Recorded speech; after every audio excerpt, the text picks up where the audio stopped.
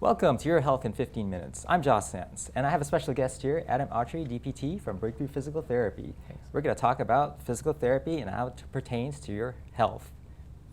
So, Adam, we have, in my practice, we have a lot of patients that we do send for physical therapy. Right. And sometimes they raise eyebrows like, what, you're going to send me for physical therapy? So I wanted to get a better sense on how to tell our patients like what physical therapy is all about. Yeah, that's a good question. Physical therapy encompasses a lot of things. I can speak specifically for our practice, our setting. So we're outpatient orthopedics. So we treat folks with various orthopedic injuries, some post-surgical, some pre-surgical. Our goal is to try to use the body to heal itself. In most cases, we can do that, unless surgery is warranted. In many cases, it's not. Again, we just use the body to heal itself. Help people address different functional goals. I think the big thing for us as a profession is really trying to establish a good relationship with the patient on the front end and try to understand what their life is like or was like, what their goals are in life, what they want to get back to, what they're not doing. And around that is kind of how we establish a treatment plan with patients. Right. And if we're able to approach it in that manner, it makes it more like a team approach. And then there's various interventions we use based on what specific conditions or ailments or problems the patient's having.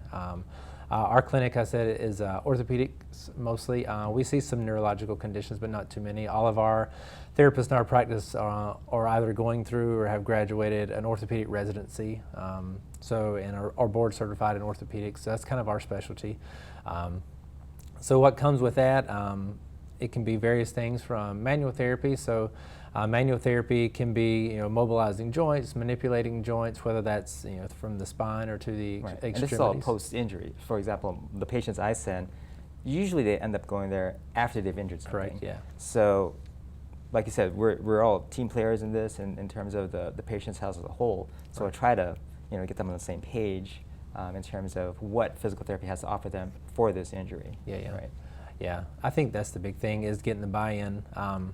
And as a profession, I tell you what helps us more than anything is when they have that buy-in when they get there. So I know you do a good job of kind of instilling in the patients that you should go this conservative route before trying maybe some of these stronger medications or considering surgeries or maybe before we do injections and things like that. Right. And I think when it comes from an MD as yourself, that has such an impact on the patient's perspective, which helps us a ton. Right. Well, anything to help the patient out. I mean, in the end, it's all about them trying to get them back. Because I also mentioned they have an injury, so it causes a disability. Correct. And I need to get them back to their previous ability. Right. So get them up and running. Correct. So more on. In terms of the referral process. So when we send patients, specifically, a lot of people complain about back pain. Right. So back pain is a big problem. Yeah. Yeah. They refer to back pain now as the common cold of the musculoskeletal system, right? Because most people are going to have back pain at some point in time. And in a lot of cases, it's self-limiting. It's just a matter as to how severe and irritable it is and how limiting it is at that point in time in their daily function. Some people just need to stay active for a few days, maybe some NSAIDs or over-the-counter, whatever you would recommend for them, and just stay active. In 2 or 3 days, they're good. Yes. In the cases that are not, that's kind of where we would come into play typically, if they've been a week or so and are still having symptoms. And so we evaluate each patient differently, right? We don't just have like a standard lumbar exam. We take into account their history, their symptoms, if they're having neurological symptoms into the extremities. That all plays a big part into the various interventions we might do. For most people, it's going to be some hands-on work from us, a lot of mobility and strengthening work for them if strengthening is warranted. I think in most cases they do need some strengthening. A lot of them are, I guess you'd call them deconditioned in terms of what led actually to that injury. Yeah. And I almost tell patients before I send them, and if they have back injury, first line of therapy is actually physical therapy. Yeah. Yeah. The nature of society now with just the jobs, we were made to we were made as humans to be on our feet and move and lift and push and pull things, and just the way society is structured now, most people end up in a chair, all day behind a computer, and just leads to a lot of deconditioning issues, which it ends up leading to other ailments and pains and things. Yeah, it's a bad domino effect of issues that kind of stem from that. Right. So how can physical therapy help people get back into their routine? So you have a focus problem and you work on that. Yeah. So we try to break care down into 3 phases. So it's almost like a triage system. So we have pain management is kind of like our first stage. So depending on the severity and irritability of somebody's symptoms, do we need to focus on controlling their pain first? And then once they're out of that stage, we're into more of like a general mobility and strengthening phase, right? So we're trying to find any places where they may have lack of mobility, lack of range of motion, or strength deficits that may have contributed to the pain episode to begin with. And then the last phase we kind of refer to as like your return to function phase. And so that's where the patient is pretty much pain-free, overall mobility is good. That's where we really want to understand their work habits, their daily life habits. They have kids, or they picking up kids and playing with kids, or they pick up stuff at work. And so we're trying to tailor their functional recovery around those things. So they're going to be doing heavier lifting. It might be deadlifting, squatting, pushing and pulling on heavy things, not just to get them back to where they were, but hopefully get them above that, functionally and physically, so they don't need to get care in the future. Right. Yeah. So one of the referrals or referral bases that we do send are people with bad knees. You know, so they have issues with ambulation, mobility. We try to we send them over for physical therapy, and I know you mentioned about you have the Autry treadmill for that. Yeah. So explain more about that, how that can benefit some of those individuals. Yeah. So the treadmill, it's a regular treadmill, but it's just encompassed really by like a big airbag, if you will. NASA is kind of where it started. So they started using it for osteoporosis and osteopenia for astronauts that had been in space for a while. So they could come back, get them walking and running at a reduced body weight, and then slowly add it back. So that's what it does. It uses air to unweight your body. And we can unweight you down to 20% of your body. So a pull will get you close to 50%. With this, you can get down to 20. In my opinion, this is a little bit more functional too, because you're ambulating on a more normal surface versus against the resistance of water. You can add inclines, declines to it. We also use it for some folks after surgery too. They have weight-bearing restrictions because we can get them walking sooner without violating those restrictions. But generally with osteoarthritis, and especially the knees, there's a ton of research that shows we can be really helpful for those folks. Not everyone, but most of them. By doing manual therapies to restore joint mobility, working on strength and conditioning, and then conditioning through walking. And the Autry allows us to do that early without increasing pain, increasing inflammation, and then slowly reintroduce their full body weight back. So kind of negate gravity for a little bit while they kind of recover, build up the muscle tissue. Yeah, just loss of joint compression over time, Okay. So in regards to other orthopedic issues like shoulders, maybe elbows, things like arms, upper body extremities. So what we see secondly only to low back pain is shoulder issues. Whether it's through manual jobs or even folks that just sit at a desk a lot and work on computers have just deconditioning a rotator cuff. What we know about rotator cuffs is most people have a rotator cuff tear after the age of 35. Pretty much all of us are going to have a partial tear of a rotator cuff. But that doesn't mean that everybody needs surgery. Most of the time with partial tears, people can avoid surgeries unless they're like an overhead athlete or something like that, where they're going to be doing a lot of overhead things with a lot of power. They might end up needing a rotator cuff repair at that time. But for those patients, there's usually some weakness and deconditioning of the actual muscles, and then there's usually an irritation of the tendon involved with that that has just developed over time.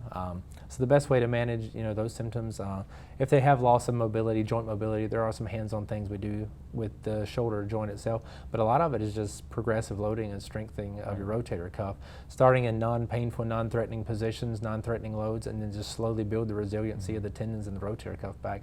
The vast majority of folks do okay with it.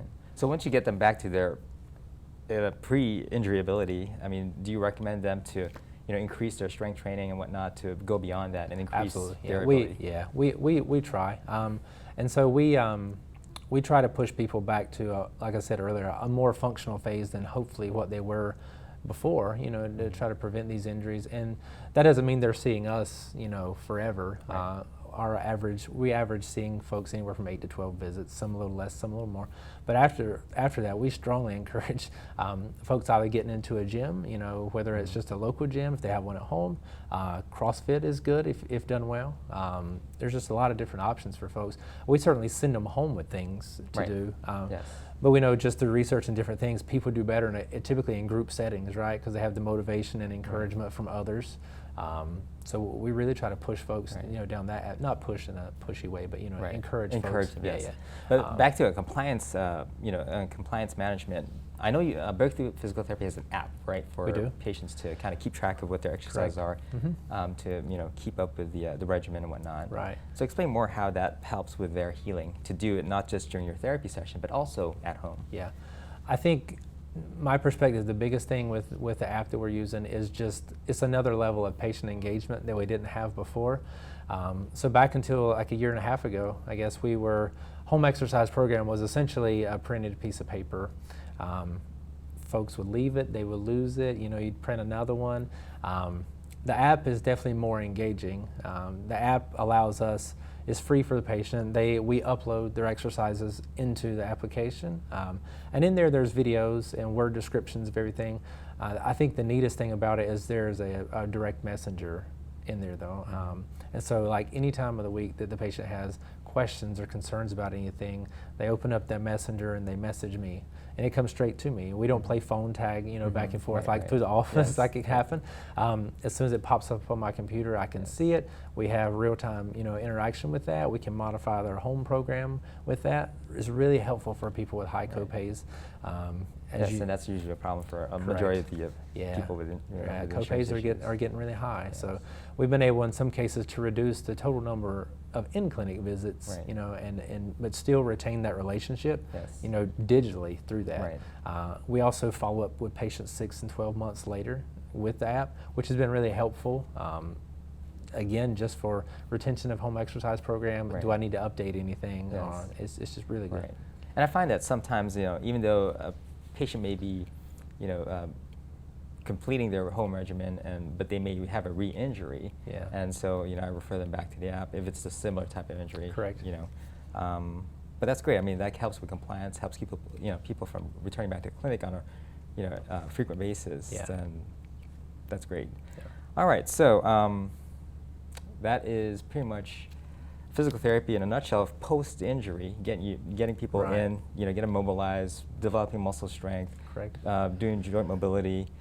Compliance is a big thing. It is. Make sure that individuals and patients do their homework to stay at home, and then continue that even after recovery. Yeah. Right? Yeah. I think the homework is. I think patients get a bad rap on the homework, but I think the homework is just as much on us as it is them. Because we have to show them value, Right. So if we're able to give them something that demonstrates improvements in their primary complaint or their symptom, that's the easiest way to get people to stick to it. So the homework, I think, is a 50-50 game. If our profession doesn't do well at explaining why and showing the value of it, then that's where it falls off. Yeah. So I basically tell patients that you get a grade initially when you first show up to see where your deficiencies are. Then when you finish the course, it's a training course. You'll get a grade at the end to see how you improved. Where if there's any other areas we need to focus on. Yeah, we use outcome measures to do that. That takes into account, their whole medical history, the length of their injury and things, and it kind of gives us a raw score, like you were saying. Kind of gives us a prediction of what their end range score should be and how many visits it should take to get there. And we use that again just for patient engagement too. So, that's great. So that's physical therapy post-injury. Yeah. So next time, we'll cover physical therapy before the injury. So once again, this is Adam Autry, DPT from Breakthrough Physical Therapy.